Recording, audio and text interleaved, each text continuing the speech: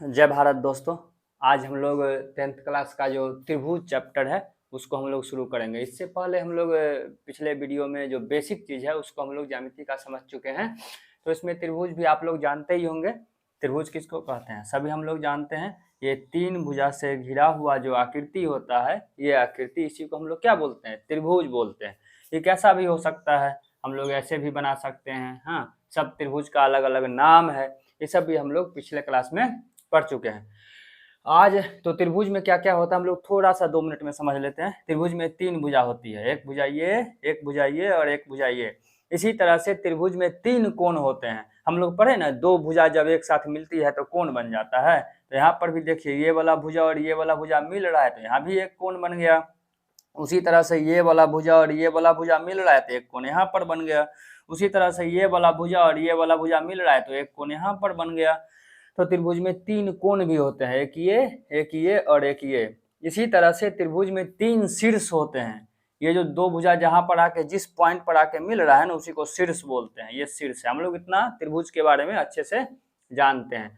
अब हम लोग जो 10th क्लास में पढ़ना है वो त्रिभुज दो त्रिभुज को मिला के और उसमें दो त्रिभुज के गुण के बारे में पढ़ना है। अब जैसे कि देखिए, हम लोग किसी भी आकृति को लेते हैं, कोई भी आकृति या तो सर्वांग सम होगा और समरूप होगा। सर्वांग सम कब होगा? सर्वांग सम का मतलब है आकार और आमाप, मतलब शेप और साइज एकदम बराबर हो तो उसको सर्वांग सम बोलते हैं। माने एकदम एक जैसा हो देखने में, तभी हम उसको सर्वांग सम बोलेंगे। जैसे कि देखिए, ये बुक है तो ये बुक का 2 पेज, एक ही बुक का 2 पेज ले लेंगे अगर, ये वाला पेज और ये वाला पेज, तो देखिए एकदम एक जैसा है। इसका शेप साइज सब एकदम एक पेज को दूसरे पेज पर रखे तो एकदम पूरा पूरा ढक गया, तो ये दोनों पेज क्या कहलाएगा? सर्वांग सम कहलाएगा। इसी तरह से कोई भी आकृति जिसका शेप और साइज एकदम सेम हो, थोड़ा भी बड़ा छोटा नहीं हो, तो उसको हम लोग क्या बोलते हैं? सर्वांग सम बोलते हैं। उसी तरह से 2 मैथ का एक ही प्रकाशन का 2 किताब, दोनों जो है सो पूरा पूरा एक दूसरे से ढक जाएगा, क्योंकि एक ही प्रकाशन का है, दोनों का लंबाई चौड़ाई सब एकदम एक जैसा होगा। तो दोनों किताब को एक साथ रखेंगे तो पूरा पूरा ढक जाएगा। तो इसी तरह के आकृति को बोलते हैं सर्वांग सम आकृति। तो कोई भी आकृति जिसका मान लीजिए 2 वर्ग, हम यहाँ पर हम लोग ये एक आकृति बनाते हैं। देखिए, एक ऐसा हम लोग त्रिभुज बनाएं, एक ऐसा त्रिभुज बना लिए छोटा सा, देखिए यहाँ, और एक त्रिभुज फिर इधर सेम साइज का बनाएंगे। मान लीजिए इसका ये भुजा 2 सेंटीमीटर, ये भी 2 सेंटीमीटर, ये भी 2 सेंटीमीटर, ये भी 60 डिग्री, ये 50 डिग्री और ये 200, ये मान लीजिए 70 डिग्री, 77, 130 और 50, 80। हाँ, इसका भी ये 2, इसका भी ये 2 और ये 2 सेंटीमीटर और ये 60 डिग्री, 50 डिग्री और 70 डिग्री।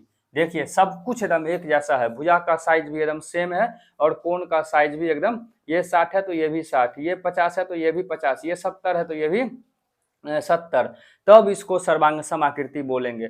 मतलब इस त्रिभुज को अगर उठाए और इस पर रख दें तो एकदम पूरा पूरा, थोड़ा भी बाहर भीतर नहीं हो, एकदम पूरा पूरा ढक जाए, तब इसी को क्या बोलेंगे? सर्वांग सम आकृति। तो ये कैसे होगा? जब उसका शेप माने आकार बड़ा छोटा और आमाप माने देखने में कैसा है। आकार का मतलब हुआ बड़ा छोटा हो जाना। जैसे कि देखिए, ये है, ये त्रिभुज और ये त्रिभुज, इसका आकार सेम शेप जो है सेम है। देखिए त्रिभुज है ना, दोनों का शेप जो है सो सेम है, दोनों त्रिभुज ही है, लेकिन साइज सेम नहीं है, बड़ा छोटा है ना। तो इसको हम लोग समझ लेंगे। आकार का मतलब होता है देखने में जो है सो कैसा है, तो देखिए देखने में ही सेम है, दोनों त्रिभुज है। और आमाप, साइज का मतलब होता है बड़ा छोटा। हाँ, हम लोग ये दोनों शब्द को, आकार और आमाप को खूब अच्छे से समझ लेते हैं। आकार मतलब होता है शेप, माने देखने में कैसा है। तो देखिए इसका आकार माने शेप इसका सेम है, दोनों त्रिभुज है ना, लेकिन साइज सेम नहीं है, इसी को आकार और आमाप बोलते हैं। लेकिन सर्वांग सम त्रिभुज में क्या करना होगा? दोनों का आकार भी सेम करना होगा, मतलब देखने में भी एक जैसा लगे, दोनों त्रिभुज ही हो। ये ऐसा नहीं जो एक त्रिभुज और एक चतुर्भुज, और आमाप भी, उसका साइज भी एकदम एक जैसा करना पड़ेगा, तभी वो सर्वांग सम होगा। सिंपल है। एक त्रिभुज को उठा के आप दूसरे त्रिभुज पर रखें, दोनों पूरा पूरा ढक गया, तब उसको क्या बोलेंगे? सर्वांग सम बोलेंगे। जैसे कि हम लोग अभी तुरंत समझे ना, किताब का ये 2 पेज, देखिए 2 पेज को एकदम पूरा पूरा ढक गया, कोई बाहर भीतर थोड़ा सा भी नहीं है, एकदम पूरा पूरा एक पर एक रख दिए तो पूरा ढक गया। तो इसी को क्या बोलेंगे, दोनों पेज क्या है, सर्वांग सम है। क्योंकि इसका आकार मतलब देखने में भी आयत की तरह है और इसका शेप माने इसका लंबाई और चौड़ाई भी एकदम एक जैसा है, तो दोनों क्या हुआ, सर्वांग सम हो गया। इतना हम लोग पहले समझ चुके हैं, पिछले क्लास में हम लोग इसको पढ़े हैं। इस क्लास में हम लोग को क्या पढ़ना है, समरूप के बारे में पढ़ना है। तो समरूप में आकार समान होगा, मतलब शेप देखने में एकदम एक जैसा होना चाहिए, लेकिन जरूरी नहीं है जो साइज एक जैसा हो। समरूप का मतलब क्या होगा, आकार समान होगा, देखने में एकदम एक जैसा लगना चाहिए, मतलब 2 त्रिभुज है तो दोनों त्रिभुज ही होगा, हाँ देखने में एक जैसा लगना चाहिए, लेकिन आमाप मतलब जरूरी नहीं है कि दोनों का साइज एकदम एक जैसा हो। जैसे कि आप लोग इसको हम लोग अब फिगर के सहायता से सर्वांग सम के बारे में हम लोग समझ गए, एकदम सब कुछ सेम जैसा, एक को उठा के परख दिए पूरा पूरा ढक गया तो उसको सर्वांग सम बोलते हैं। लेकिन समरूप में आकार समान होना चाहिए, माने देखने में एक जैसा लगे, दोनों त्रिभुज है तो त्रिभुज ही, चतुर्भुज है तो चतुर्भुज ही, वर्ग है तो वर्ग ही, आयत है तो आयत ही, इस तरह से आकार सेम होना चाहिए, लेकिन आमाप साइज का जरूरी नहीं है कि एकदम एक जैसा हो। तो इस क्लास में हम लोग को केवल समरूप और भी विशेषकर त्रिभुज के बारे में पढ़ना है, तो उसको हम लोग अच्छे से अब पढ़ेंगे।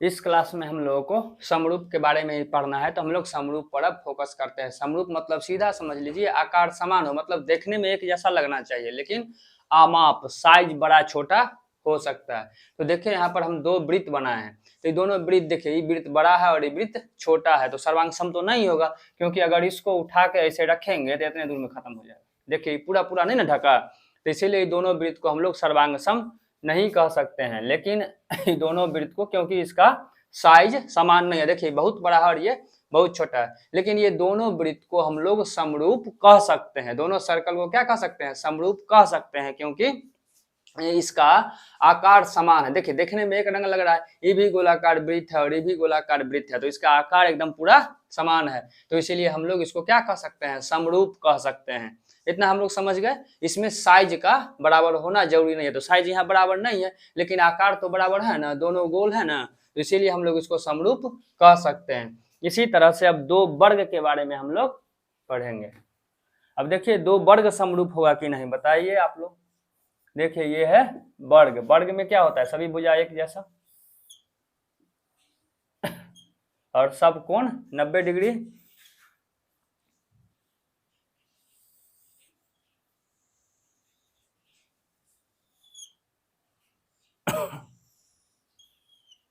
अब देखिए ये 2 वर्ग है, तो 2 वर्ग भी समरूप होगा, क्योंकि देखिए आकार इसका एकदम एक जैसा लग रहा है, लेकिन इसका आमाप समान नहीं है, साइज बड़ा छोटा है ना, तो साइज से कोई मतलब नहीं है, साइज बड़ा हो या छोटा हो या सेम इसके भी जैसा हो सकता है, कोई दिक्कत नहीं है, हमको शेप केवल एक समान दिखाई देना चाहिए। तो देखिए ये भी वर्ग है और ये भी वर्गाकार है, तो दोनों का शेप एक जैसा है, तो इसीलिए ये दोनों वर्ग समरूप होगा। इस तरह से कोई भी आकृति जिसका आकार समान हो, मतलब देखने में एकदम एक जैसा लगे, लेकिन उसका साइज का बराबर होना, आमाप का बराबर होना, बड़ा छोटा हो सकता है, लेकिन देखने में एकदम एक जैसा लगे, तो ये दोनों आकृति को हम लोग क्या कहेंगे, समरूप कहेंगे। चलिए इतना हम लोग किसको समरूप कहेंगे और किसको समरूप नहीं कहेंगे, तो सिंपल याद रखिए, आकार समान होना चाहिए, मतलब देखने में एक जैसा, दोनों गोल है तो गोलाकार ही होगा, लंबा है तो दोनों एकदम लंबा ही हो, लेकिन उसका साइज बराबर होना, इतना बड़ा वृत्त भी हो सकता है, इतना छोटा वृत्त भी हो सकता है, दोनों समरूप होगा, मतलब साइज का बराबर होना जरूरी नहीं है, केवल आकार देखने में एक जैसा लगना चाहिए, तो इसी को हम लोग समरूप आकृति बोलते हैं। तो इससे हम लोग एक बात अब यहाँ पर क्या सीखे, अब देखिए ये दोनों वृत्त है, हम लोग सर्वांग सम में क्या पढ़े थे, सर्वांग सम में पढ़े थे दोनों का शेप और साइज एकदम एक जैसा होना चाहिए। इस वृत्त को उठा के इस पर रखें तो पूरा पूरा ढक जाए या फिर इसको उठा के इस पर रखें तो पूरा पूरा ढक जाए, तो इसी को सर्वांग सम बोलते हैं। तो देखिए इसका सर्वांग सम होना पॉसिबल नहीं है, ये बहुत बड़ा है और ये बहुत छोटा है, नहीं होगा सर्वांग सम। लेकिन समरूप में क्या, आकार समान होना चाहिए, देखने में केवल एक जैसा लग रहा है, वर्गाकार ये भी वर्गाकार, तो साइज बड़ा छोटा हो कोई फर्क नहीं है, समरूप हो गया। तो इससे हम लोग सीखे सभी सर्वांग सम जो है वो समरूप हो सकता है, सभी सर्वांग सम समरूप हो जाएगा। हम लोग इससे यही सीखे कि सभी सर्वांग सम समरूप हो जाएगा, जितना भी सर्वांग सम है ना,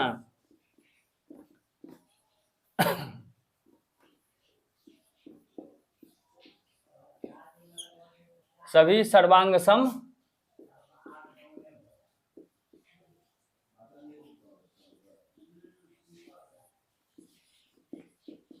समरूप होंगे, लेकिन सभी समरूप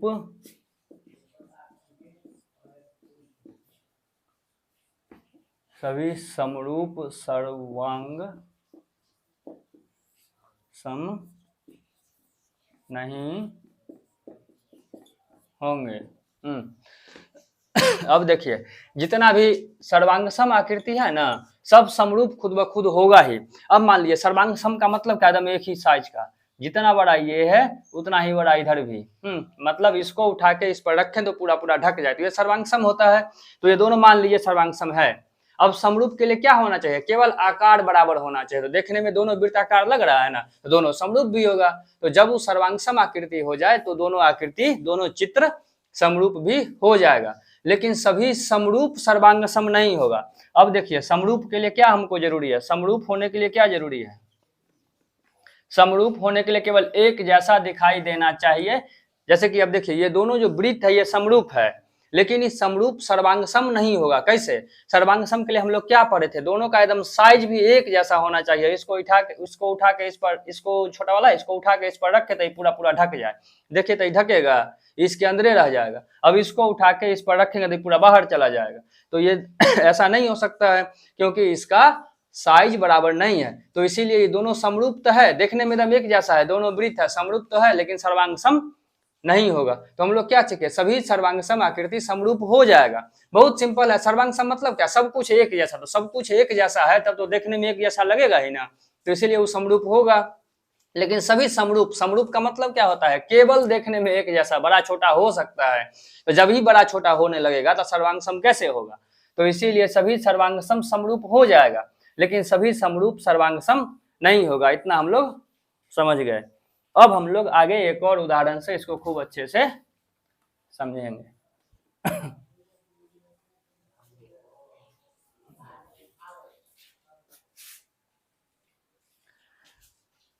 अब हम लोग ये दोनों चित्र के माध्यम से समरूप को खूब बढ़िया समझते हैं। देखिए, समरूप का सीधा मतलब है आकार समान होना चाहिए, शेप समान होना चाहिए, माने देखने में एक जैसा लगे।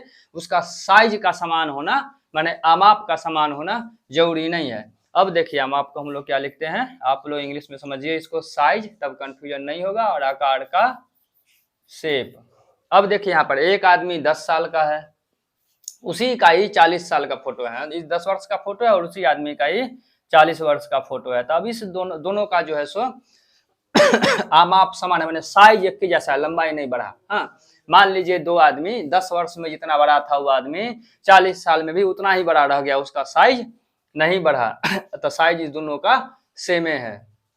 लेकिन अब आप ही बताइए, कोई 10 साल का बच्चा होगा और कोई अगर 40 साल का होगा, उसका साइज नहीं भी बढ़े तो दोनों देखने में एक जैसा लग सकता है। 10 साल के बच्चा और 40 साल का आदमी कभी भी एक जैसा नहीं लग सकता है। तो साइज नहीं भी बढ़ेगा फिर भी उसका आकार तो समान नहीं होगा, देखने में एक जैसा कैसे लगेगा। देखिए, अब 10 साल का होगा तो उसका हाथ ही पैर ही सब पतला पतला होगा, 40 साल का होगा थोड़ा सा पैर मोटा हो गया। अब 40 साल का बच्चा है तो इसका ओठ पतला है, 40 साल का ओठ भी मोटा हो गया, देखिए कान भी मोटा हो गया, आंख थोड़ा सा बड़ा हो गया। हाँ, तो ये देखने में एकदम एक जैसा नहीं लगेगा। हम लोग 10 साल के बच्चा और 40 साल के आदमी में एकदम स्पष्ट देखने से ही हमको पता चलेगा दोनों एक जैसा नहीं है। तो दोनों का शेप एक जैसा नहीं दिखा। देखिए, दोनों के पास 2 हाथ 2 पैर, 2 हाथ इसके पास 2 हाथ इसके पास, ऐसा रहेगा, लेकिन उसका मतलब आकार का समान होना था नहीं, हाथ मोटा हो जाएगा, मुंह बड़ा हो जाएगा।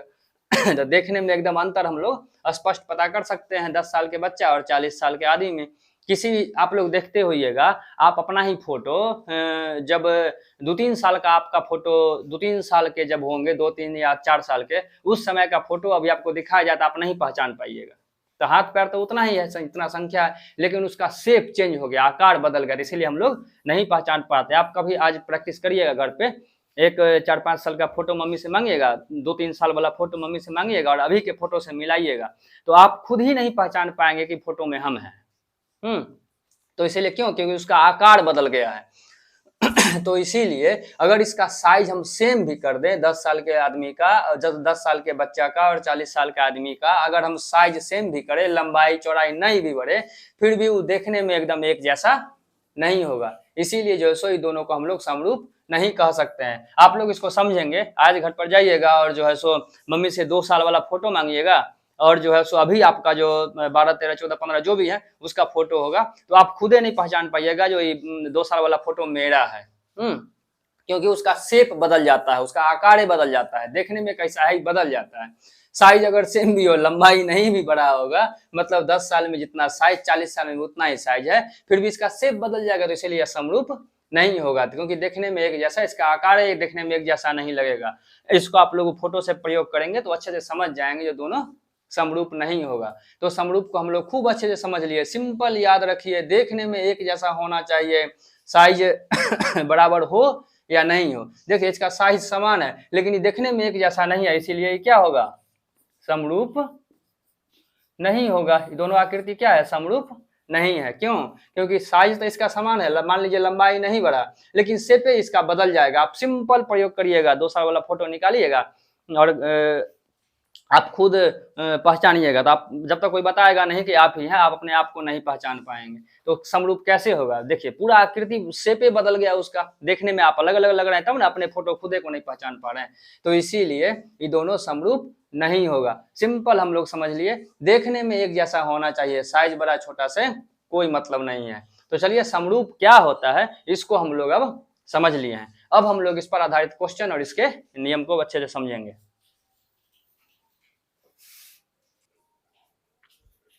अब हम लोग कोई भी दो आकृति, दो बहुभुज जो समान भुजा वाला है, माने त्रिभुज तो त्रिभुज, चतुर्भुज तो चतुर्भुज, षडभुज तो षडभुज, वो समरूप होगा तो उतना हमको नापना उपना पड़ेगा, देखना पड़ेगा। तो इसके लिए हम लोग एक सिंपल नियम निकाल लिए, दो बहुभुज, समान भुजा वाला बहुभुज, मतलब दोनों त्रिभुज, दोनों चतुर्भुज, दोनों खडभुज तभी समरूप होगा जब उसके संगत कोण बराबर हो और उन दोनों का संगत भुजा एकदम एक ही अनुपात में हो।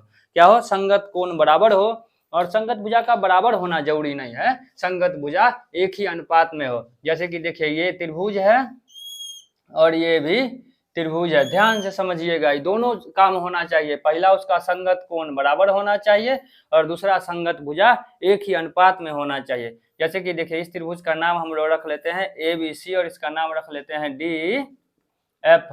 तो क्या है, संगत कोण बराबर होना चाहिए। तो संगत कोण मतलब इसका ये वाला तो इसका भी ये वाला कोण AD के बराबर होना चाहिए, B जो है सो E के बराबर होना चाहिए और C जो है सो F के बराबर। मतलब A वाला अगर 60 डिग्री है तो D वाला भी 60 डिग्री होना चाहिए, B वाला अगर 70 डिग्री है तो E वाला कितना होना चाहिए, 70 डिग्री होना चाहिए, 130 50। ये वाला अगर 50 डिग्री है तो F वाला भी कितना, 50 डिग्री। इसको बोलते हैं संगत। ये जरूरी नहीं है इसका तीनों कोण और इसका तीनों कोण बराबर और इसका तीनों कोण बराबर, ऐसा नहीं होना चाहिए। संगत कोण मतलब इसका अगर ऊपर वाला लिए हैं A नंबर तो इसका भी ऊपर वाला D नंबर लेंगे। इसका अगर इधर से दाएं तरफ से B नंबर लिए 70 डिग्री तो इसका भी दाएं तरफ से E नंबर 70 डिग्री। इसका बाएं तरफ से C नंबर 50 डिग्री तो इसका भी बाएं तरफ वाला ही F नंबर 50 डिग्री होना चाहिए। इसको बोलते हैं संगत कोण। ऐसा नहीं यही 50 तो 70 क्यों, ऐसा नहीं, इसका ऊपर वाला तो इसका भी ऊपर वाला, इसको बोलते हैं संगत कोण। उसी तरह से संगत भुजा, इसका अगर इधर वाला भुजा 2 सेंटीमीटर है इस साइड वाला तो इसका भी इसी साइड का भुजा 2 सेंटीमीटर होना चाहिए। इसका अगर इस साइड वाला 3 सेंटीमीटर है तो इसका भी इसी साइड वाला 3 सेंटीमीटर होना चाहिए। इसको बोलते हैं संगत भुजा। इसका अगर नीचे वाला 5 है तो इसका भी नीचे वाला 5। ये होता है संगत कोण और संगत भुजा। तो हम लोग इतना समझ गए।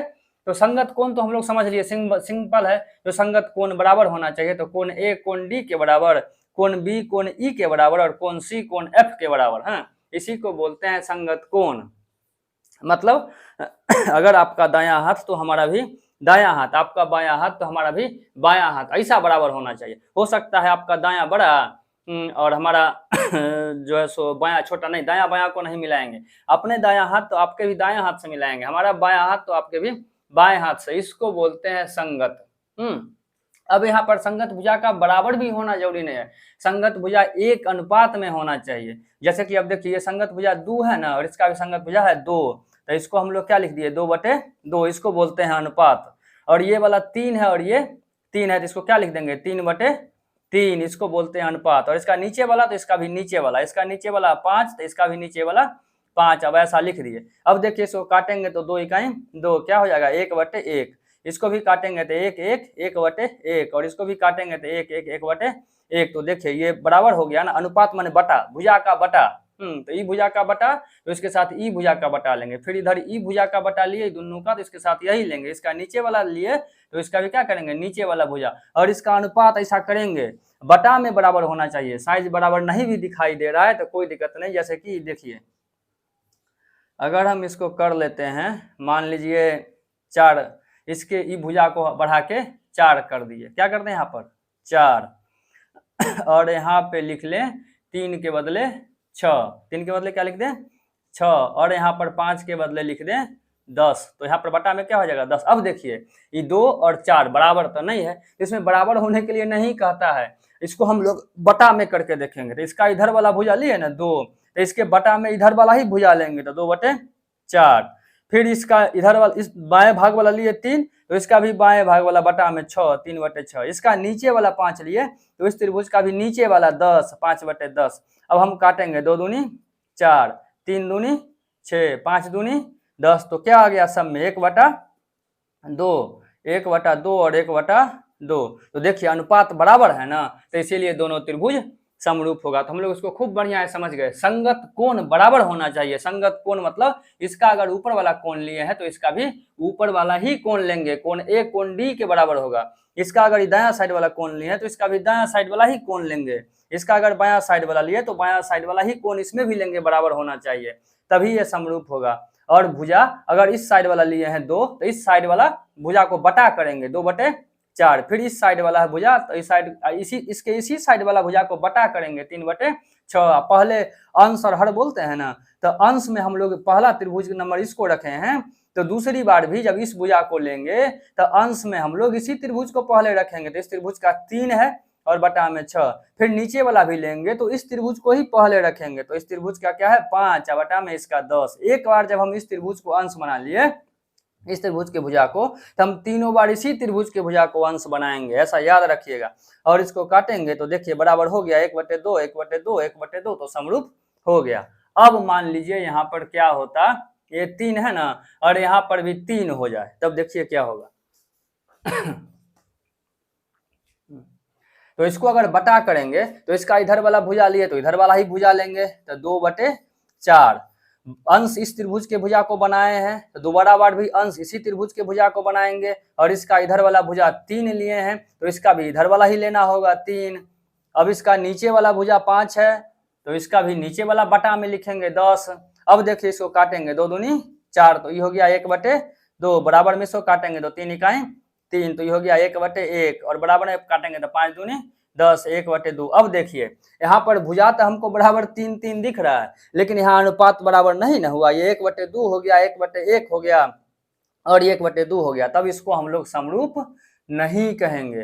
तो हम लोग बढ़िया से समझ गए संगत कोण क्या होता है और संगत भुजा क्या होता है। इसके बाद ये भी समझ लिए संगत कोण को बराबर कैसे करना है। ऊपर वाला तो इसका भी ऊपर वाला, इसे इधर दायां साइड तो इसका भी दायां साइड, बायां साइड तो इसका भी बायां साइड, इस तरीका से।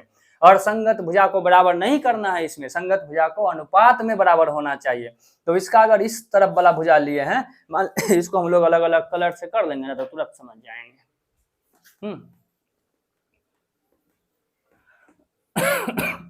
इसको हम लोग अलग अलग कलर से कर लेते हैं, तुरंत समझ में आएगा। अब देखिए ये कलर में हम लोग करेंगे तो बड़ा आसानी से समझ जाएंगे। देखिए यहाँ पर 2 त्रिभुज है, इसका ABC और DEF, इसको खूब ध्यान से समझिएगा। संगत कोण और संगत भुजा बड़ा आसानी से समझ में आएगा। देखिए यहाँ पर संगत कोण बराबर होना चाहिए, इसका मतलब इसका ऊपर वाला कोण A लिए हैं तो इसका कोण D लेंगे। क्या लेंगे ऊपर वाला, अगर इसका कोण A ले लिए हैं तो इसका क्या लेंगे कोण D लेंगे। ये दोनों बराबर होना चाहिए। और पहला बार में इस त्रिभुज का लिखे थे ना, तो फिर दूसरा कोण भी इसी त्रिभुज का पहले लिखेंगे। इसका अगर कोण B ले लिए हैं कोण बी ले लिए हैं, इधर वाला कोण, तो इसका भी इधरे वाला कोण कोण ई ले लेंगे, ये एक ही साइज का होना चाहिए। उसी तरह से इसका अगर उधर वाला कोण कोण सी ले लिए हैं, पहले इस त्रिभुज का लिख रहे थे इसलिए पहले इसी त्रिभुज का लिखेंगे, तो कोण सी लेंगे, बराबर में इसका कोण एफ ले लेंगे, इस तरीका से बराबर होना चाहिए। तो ये है इसी को बोलते हैं संगत कोण, इसके बराबर ये, ऊपर वाला के बराबर ऊपर वाला, ये दायां के बराबर दायां और बायां के बराबर बायां, इसी को बोलते हैं संगत कोण। तो ये एक ही साइज का होना चाहिए। इसी तरह से संगत भुजा बराबर होना का जरूरी नहीं है, एक अनुपात में होना चाहिए। मान लीजिए ये 2 है और इसको अगर 4 कर देते हैं, ये मान लीजिए 3 है और इसको 6 और इसको 5 और इसको 10 अगर कर दिए, तो देखिए इसमें क्या होगा। देखिए ये 2 है ना, इसका क्या कहता है अनुपात, अनुपात का मतलब होता है बटा कर दीजिए भुजा का। तो इसका ये लाल वाला भुजा लिए, तो इसका भी लाले वाला भुजा लेंगे बटा करने के लिए, 2 ऊपर में रखे और 4 नीचे। इसका अब पहले शुरुआत यहाँ से की है, मैंने अंश इसके भुजा को रखे हैं, तो दूसरा बार में भी अंश हम लोग इसी के भुजा को रखेंगे। तो देखिए इधर अगर ब्लैक वाला भुजा लिए तो इधर भी क्या करेंगे, ब्लैक वाला लेंगे, तो 3/6 और इसका नीचे से ब्लू वाला ले लिए हैं, तो इधर भी नीचे से ब्लू वाला ही हम ले लेंगे 5/10। अब इसको हम लोग काट के देखेंगे, भाग करेंगे, 2 दूनी 4, 3 इकाई 3 और 3 दूनी 6। हम लोग जानते हैं ना ऊपर और नीचे एक ही संख्या से भाग लगाते हैं, 5 इकाई 5 और 5 दूनी 10। तो देखिए क्या निकला, 1/2, 1/2 और 1/2, अनुपात भी बराबर हो गया, तो ये दोनों आकृति समरूप हो गया। अब देखिए यहाँ पर क्या होता, कब समरूप नहीं होगा, जब तक हम लोग इसको नहीं समझेंगे बढ़िया से नहीं समझ पाएंगे। देखिए सब कुछ ठीक है, हाँ ये हम लोग यहाँ पर 3 लिख दिए और यहाँ पर क्या लिख दें, 5 लिख दें, ऐसा है आकृति। हाँ यहाँ पर क्या लिख दें, 5। अब देखिए तो कोण तो बराबर है, यहाँ पर क्या हो जाएगा 2/4, रेड बटे रेड, ठीक है। इधर ब्लैक 3 है और इधर ब्लैक 5 है, तो इसको क्या करना पड़ेगा, 3 बटे हम लोग क्या कर लेते हैं, इसको 5 कर देते हैं, और ये तो 5 10 सेम ही है। तो यहाँ पर क्या हो जाएगा, देखिए 3 और 5 तो किसी संख्या से इसमें भाग लगेगा ही नहीं, तो 3/5 ही रह जाएगा। देखिए इसका अनुपात बराबर नहीं हुआ ना, तब अब ये आकृति कोण बराबर भी है ना, फिर भी जो है सो ये आकृति समरूप नहीं होगा। तो समरूप हम लोग खूब बढ़िया है समझ गए, कोण संगत कोण एक ही साइज का होना चाहिए और संगत भुजा का अनुपात बराबर होना चाहिए। इस तरीका से रेड है तो इसका रेड वाला, ब्लैक है तो इसका भी ब्लैक वाला भुजा, ब्लू है तो इसका भी ब्लू वाला ही भुजा लेंगे। ऐसा नहीं जो ई भुजा और ई भुजा 5 बराबर 5 का, ऐसा नहीं करेंगे। उसी तरह से कोण ये 60 है तो ऊपर वाला ही कोण इसका भी लेंगे।